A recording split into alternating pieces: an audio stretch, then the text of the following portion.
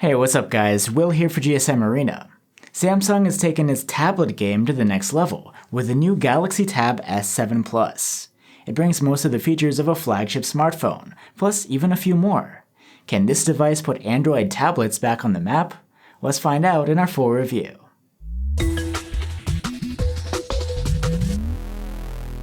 The Galaxy Tab S7 Plus has a brushed aluminum unibody and looks quite sleek and practical. It's pretty sizable, built around a 12.4-inch screen, but it's far from clunky. This tablet is quite thin and relatively light for its size. I admit, holding it with one hand can get tiring after a while, but with two hands it's quite comfortable. Ours is in the Mystic Black finish, which looks like graphite, and can attract plenty of fingerprints. The screen itself is an AMOLED with a 2800 by 1752 resolution. This gives you a total of 266 ppi, one of the sharpest 10-inch plus tablet screens out there. Plus, the display has a fast 120Hz refresh rate, which is a hot trend these days. Overall, this screen looks great. Enabling the high refresh rate doesn't require you to change the resolution, and it makes supported content and UI elements appear much smoother. Plus, you get deep AMOLED blacks here, and vivid colors. If you tweak the colors and settings, you can achieve a quite accurate sRGB color rendition. And the Tab S7 Plus will happily stream HD video from all popular services. Using the tablet in bright conditions is no problem either. We measured a very good max brightness of about 390 nits with the slider, and it gets a boost up to 480 nits if in auto mode when out in the sun. Plus, since the screen is an AMOLED, it supports an under-display fingerprint reader. It's pretty reliable and quick to wake up and unlock the tablet. Now, content doesn't just look good, it sounds good too, thanks to the Tab S7 Plus's quad stereo speaker setup. These 4 speakers are tuned by AKG and have Dolby Atmos support. The tablet scored a very good mark in our loudness test, and the audio quality is impressive, with a rich bass and nice mids and highs. Absolute beginners came to Georgetown. They were wearing Harris tweed and pork pie hats. There is no 3.5mm jack on this device though. For traditional headphones, you'll need to use a USB-C adapter, which isn't included, or connect USB-C headphones, which may come in the box in some markets. It's nice that you get expandable storage here, on top of the 128 or 256 gigs on board the device, which you don't get on the iPad Pro. One of the S7 Plus's signature features is its cutting-edge stylus. Despite its larger size, it is the same Active S Pen you will find on the Galaxy Note 20, with ultra-low 9ms latency, and it offers the same features here.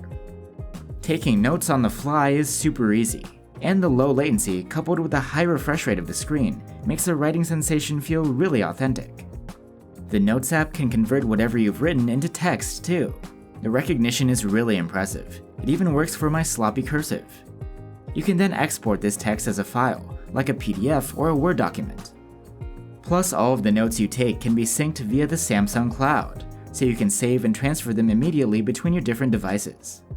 It's not just about notes. The responsive stylus works great for drawing too.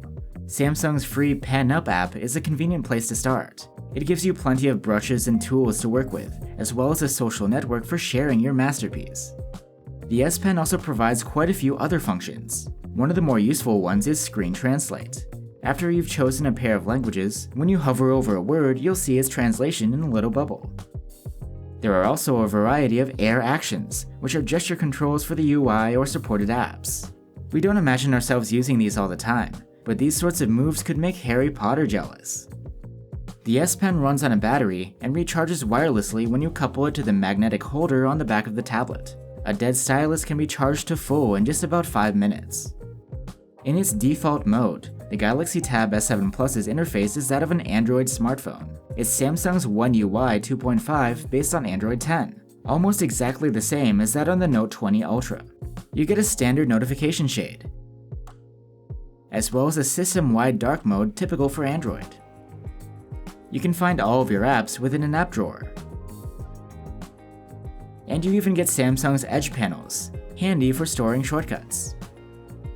It's worth noting that you can use the Tab S7 Plus in portrait or landscape orientation and switch between the two seamlessly depending on the situation.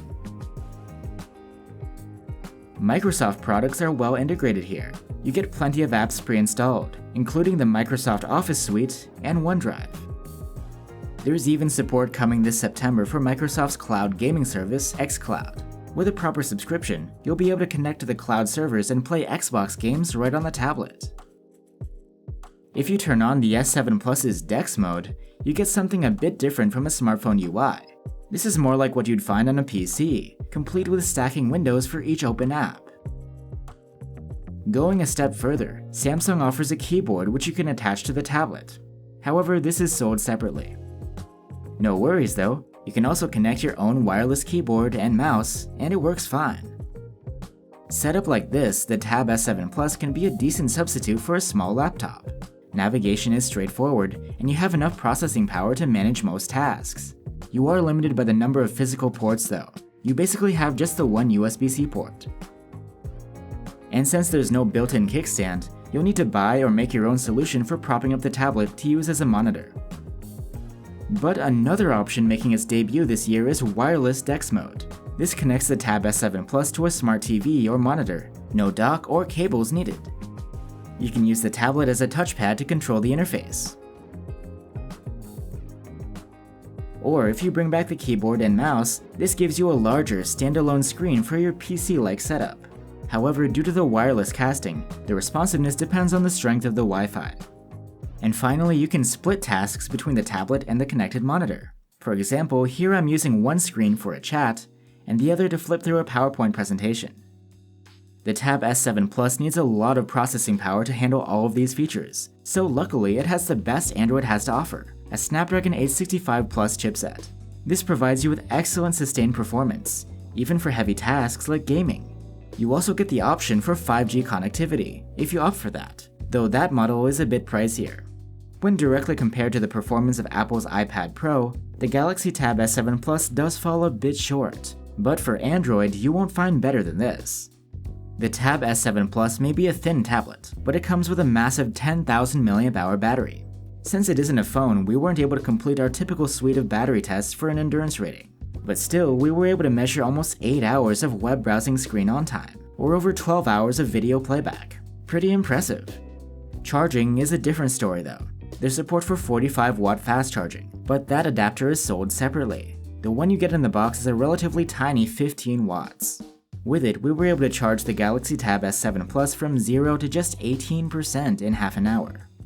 As far as cameras go, we don't see any major changes this year. The setup is the same as the Galaxy Tab S6. There's a 13-megapixel main camera and a 5-megapixel ultra-wide cam. In daylight, the S7 Plus snaps nice 13-megapixel photos. There's very good resolve detail, even in complex areas like foliage and grass. The colors are accurate, and you have low noise and excellent dynamic range as well. 5-megapixel shots from the ultra-wide cam are okay. The detail level is rather poor, especially compared to the main cam. But the colors and dynamic range are both great, and you get the wider field of view you may want for the situation. Low light shooting didn't turn out so well for us. We ended up with prominent lens flares, which we hope is due to a faulty unit. Even though the Tab S7 Plus has night mode this year, the results aren't usable in this state. Selfies are taken with the 8-megapixel front-facing cam, and these come out pretty nice. You get photos with enough detail and punchy colors. However, the focus distance seems a little off. The backgrounds are just a bit sharper than the subject's face. Videos can be recorded with the main camera in up to 4K resolution at 30 FPS. These are good, with natural-looking colors, wide dynamic range, and a decent level of detail. You can only shoot with the ultra-wide cam in 1080p. These are rather poor in quality. Finally, electronic stabilization is available on both rear cameras and works quite well. So that's the Samsung Galaxy Tab S7 Plus. You get a nice looking and relatively lightweight design, a wonderful high refresh rate AMOLED screen, great quad stereo speakers, a gigantic battery, a cutting edge chipset, easy to use wireless connectivity, and the latest S Pen from Samsung, with a bunch of cool features along with it. All we're really missing here are a 3.5mm jack for headphones, and that fast charger which doesn't come in the box. And another thing, compared to the secure stylus holder on the Galaxy Note phones, the magnetic strip here makes me a bit nervous sometimes. I wouldn't want to lose this thing. But onto the million-dollar question, Can the Galaxy Tab S7 Plus hold its own against the iPad Pro? Well, it might not be up there with the iPad in terms of raw power and software support, but this is the highest quality Android tablet you can buy right now, and if you're not already in the Apple camp, the S7 Plus is an easy recommendation. Thanks for watching, guys. Stay safe and see you on the next one.